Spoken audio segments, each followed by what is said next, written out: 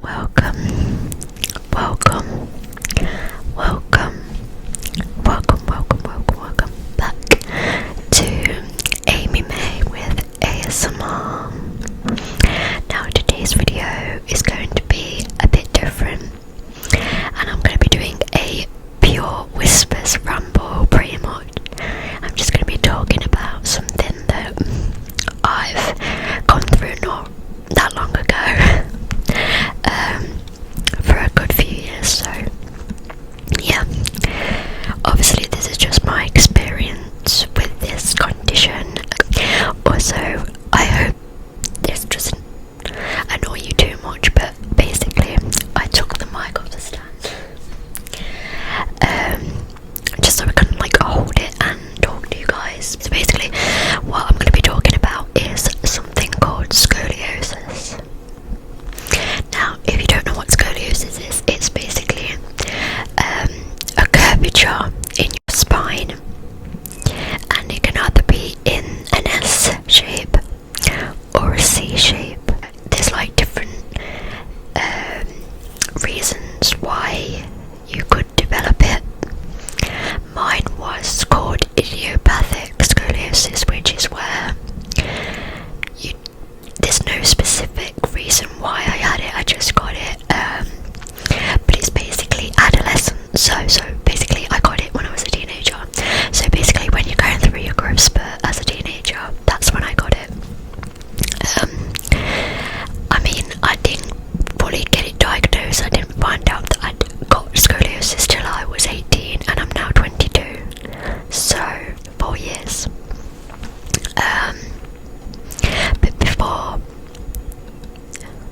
I was when I was growing up, when I was 14, say, that's when I noticed it from the age of about 14. My mama, who is basically my grandma, but she doesn't like being called grandma, so we call her mama. She basically noticed it in my back, but I just never sort of bothered with it. I don't know, I never sort of I never went to find out why I had it or anything. But I knew at school, I used to hate doing sports at school and swimming and things like that. I'd never want to participate, and I'd always get really tired easily and out of breath. But obviously I didn't know that I had scoliosis, and not as fit, shall we say, as the other people at my school. But yeah, although I am very skinny, I was very physically fit. I'm still not really physically fit. You can be skinny and not be fit, basically. I don't know why I finally went to the doctors about my back. I don't know, but something in me was just I need to go to the doctors and just basically say, why is my back like this? Why does my back look a bit weird? Why does my right hip stick out? I don't know, it was weird. But yeah, basically this was before the pandemic, when obviously I was diagnosed 18. This was 2019 at the time, so it was the year before COVID.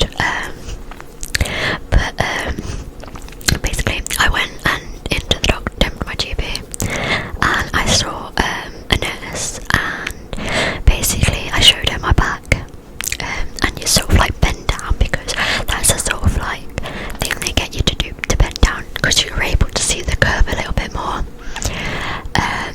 as your spine sort of moves and stretches out. And basically she was hang on a second, I'm just gonna go and fetch the doctor. So I was you know what I mean, obviously it was a bit serious, a bit scared, and she came in, she looked at my back as well, and she was oh yeah, they was really concerned about it. So basically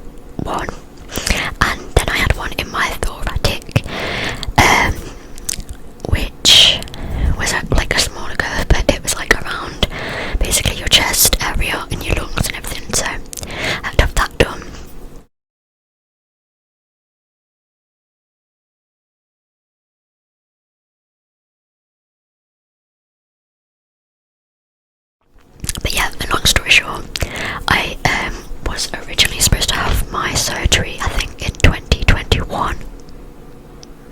No, I did have it in 2021. What am I talking about?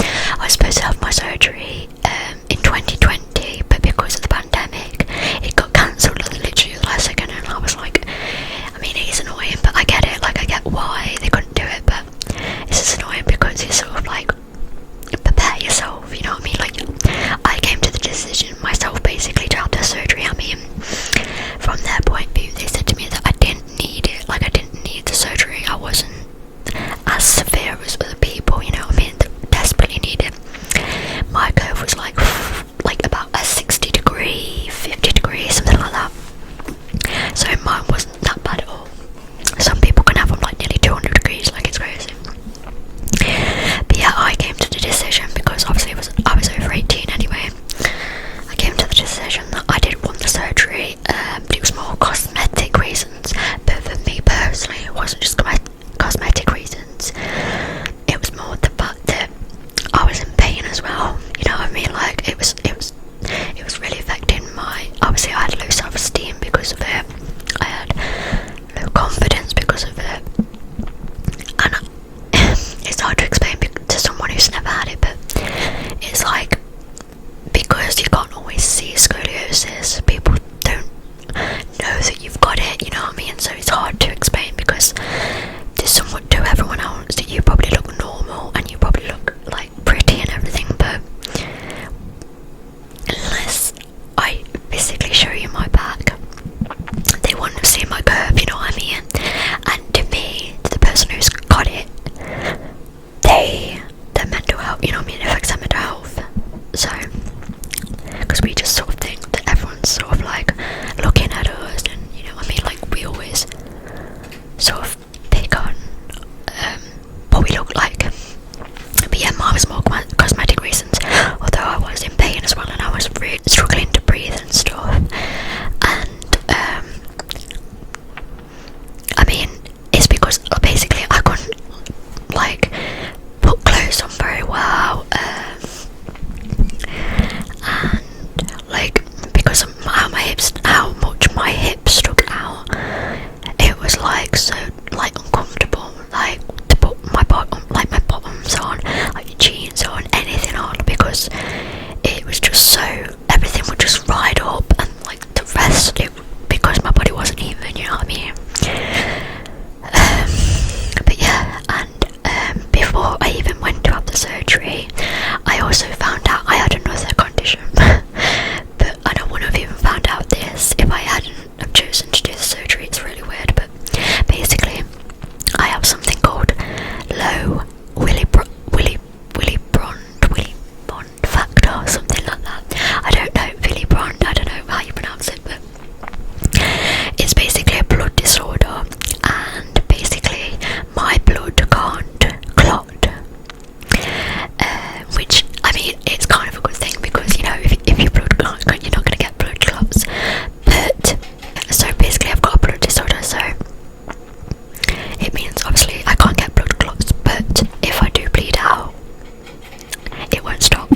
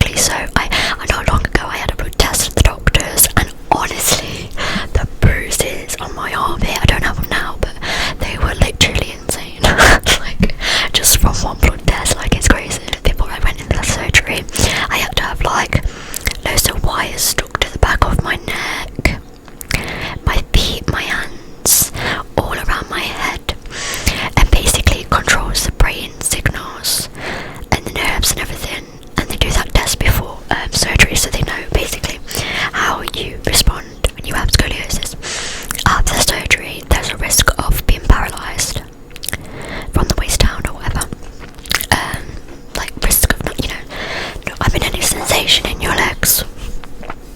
So I had to have that done, which was the weirdest experience of my life, let me just say. Like, it's such a weird feeling, it's so hard to explain how it felt, but basically it's like a tapping, like a tapping, but you feel it in, yeah, it's so weird, but you feel it in your hands and in your legs, and it makes your legs move like that, and your arms without you moving them. It makes them move without you moving them. It's so weird. It's one of the weirdest experiences ever. I can't. It's hard to explain, but it's like crazy. But basically, that sends signals from your brain to make your legs move, and that because they do like a wake up test as well sometimes. If your legs won't move or anything, they do sort of like a wake up test, and they basically wake you up during the surgery to check that you've still got like feeling in your legs and stuff, and you're okay, you know what I mean, you can still walk and stuff. So, but luckily they didn't need to do that with me. So, but yeah, the actual operation time took about like from 6 hours, 8 hours. That's roughly about the operating time. But I think mine only took about 5 hours, 6 hours, something like that. But yeah, I had to get there on the day of the surgery at like, I think it was like 6 in the morning, 7 in the morning, like so early. And obviously the nearest hospital where I had to go for my surgery is like nearly an hour away. So yeah, and obviously I couldn't have any visitors either in the hospital, which was horrible because of the pandemic, but I get it. But it was just not nice, you know what I mean, like not having anyone there when you're going through a lot.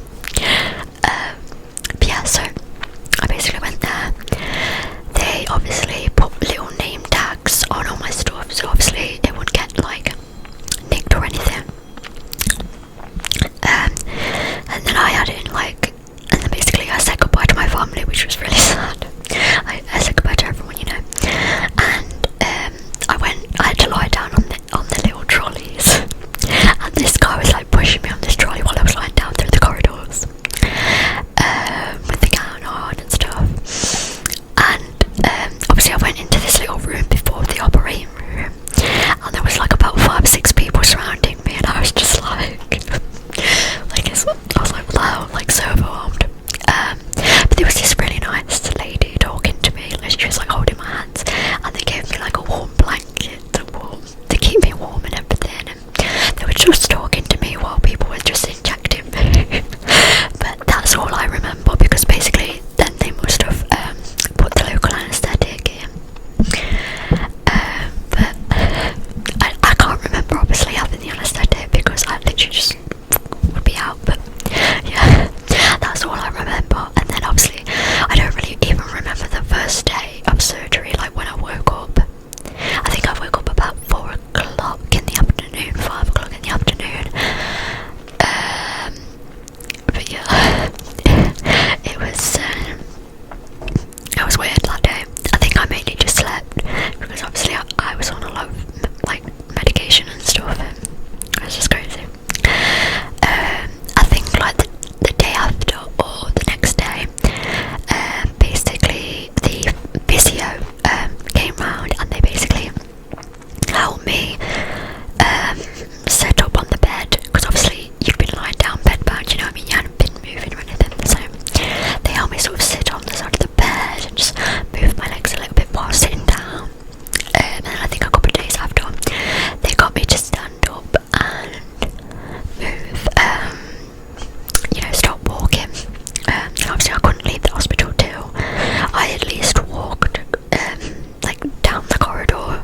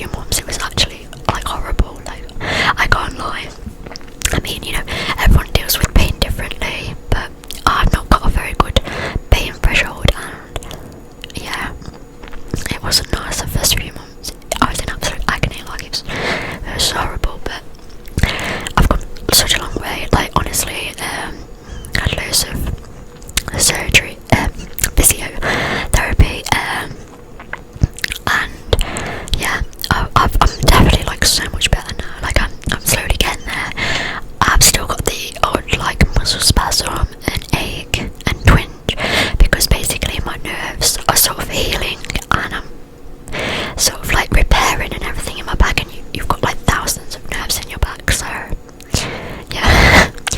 But that can take up to a year, so it's not really a year until October, because I had my surgery last October. I literally had it 3 days after my birthday, which but yeah, that's pretty much.